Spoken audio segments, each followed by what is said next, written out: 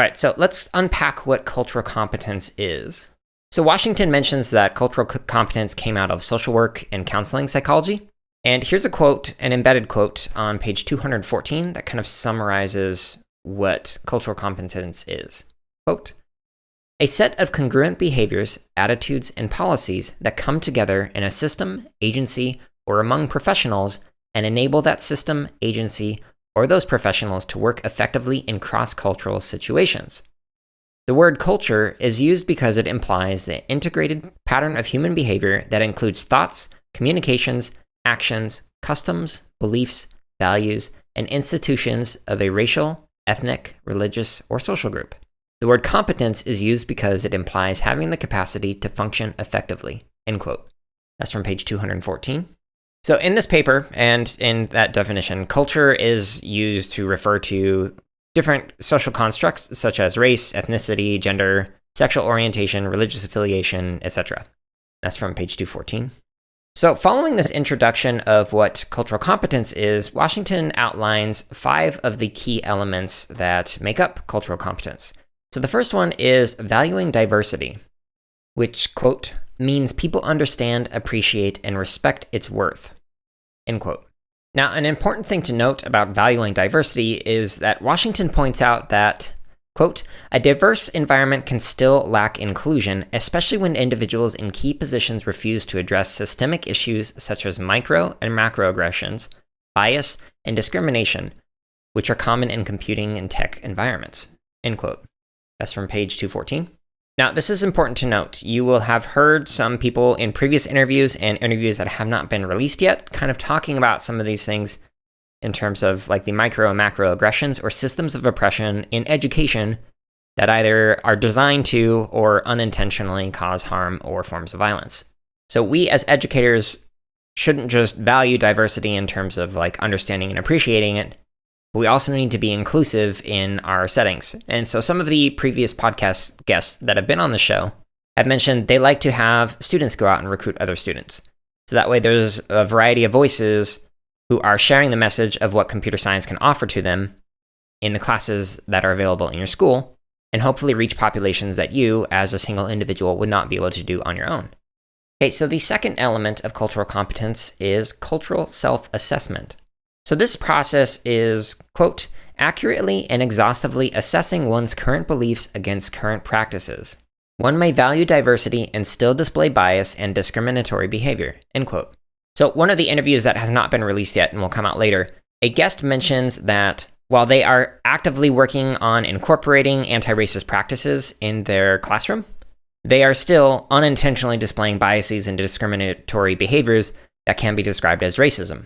If that sounds alarming, it should be, for one, but 2, it is a result of biases that are unconscious that are simply being acknowledged, and this guest is personally working through them, as we all hopefully are.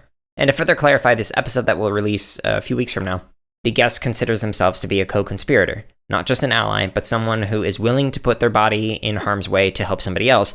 However, they are still acknowledging that they have biases, because they are engaging in these self-assessments and realize that sometimes biases and discriminatory behaviors emerge, even when they are actively trying their best to not do that. So something that I encourage for everybody else, and I am also participating in it, is that constant cultural self-assessment.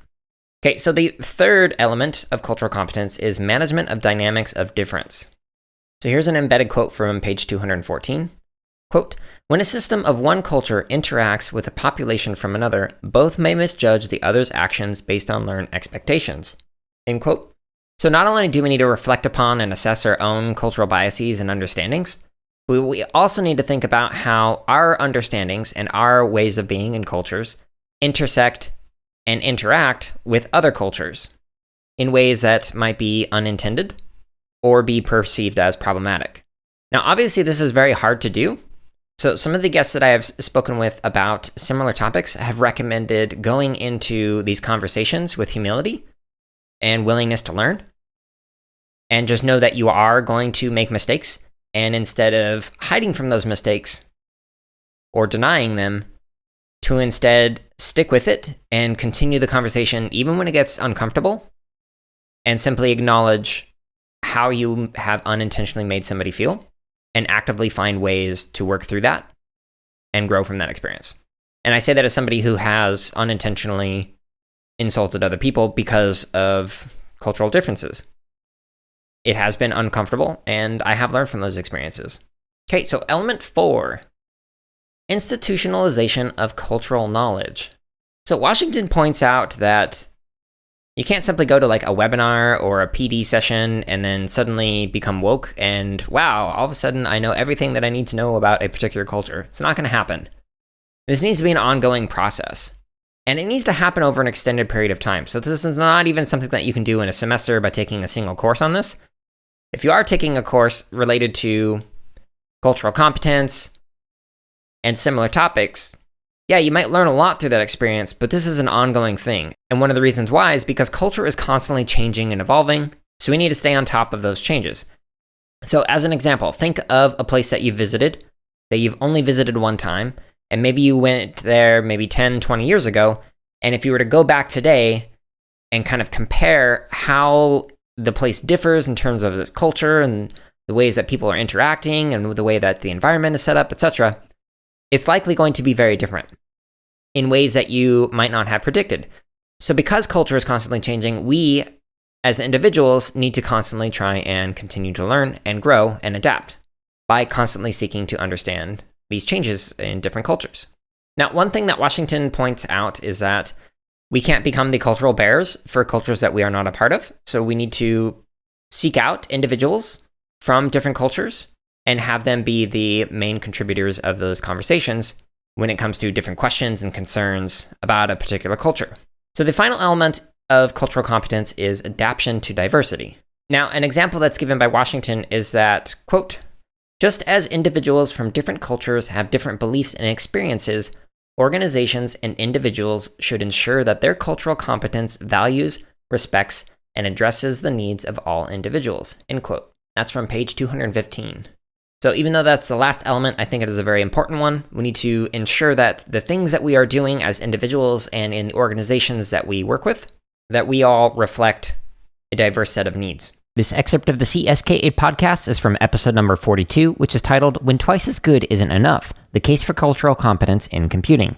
You can listen to the full episode as well as hundreds more by simply searching for the CSK8 podcast on your favorite podcast app or by going to jaredoleary.com.